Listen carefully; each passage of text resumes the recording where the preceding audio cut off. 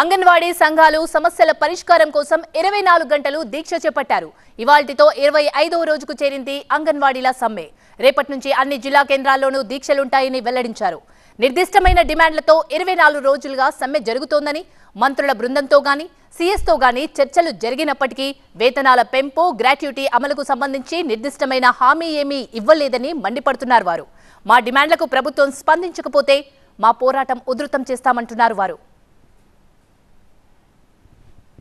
అంగన్వాడీలు వేతనాల పెంపు, గ్రాట్యుటీ విషయం మీద దాదాపు 25 రోజుల నుండి నిరవధికంగా సమ్మె కొనసాగుతూ ఉంది. ప్రభుత్వం చాలా మొద్దు నిద్రపోతూ ఉంది, చాలా మొండిగా ఉంది. అనేక మార్లు చర్చలు జరిగినప్పటికీ ప్రధాన డిమాండ్ అంగీకరించలేదు.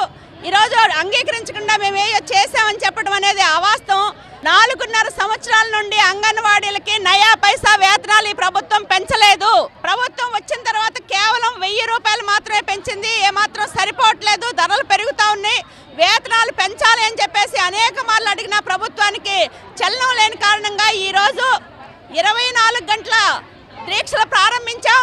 రాత్రి పగలు ఇక్కడే ఉంటాం, ఇక్కడే పండుకుంటాం, ఇక్కడే తింటాం. ఇక్కడే రాష్ట్ర కేంద్రంలో ప్రారంభమైన ఈరోజు ప్రధాన 3 సంఘాల నాయకత్వం కూర్చున్నాం. ప్రభుత్వం ఇప్పటికైనా స్పందించాలి, లేకపోతే రేపటి నుంచి 26 జిల్లాల్లో కూడా నిరాహార దీక్షలు ప్రారంభిస్తున్నాం.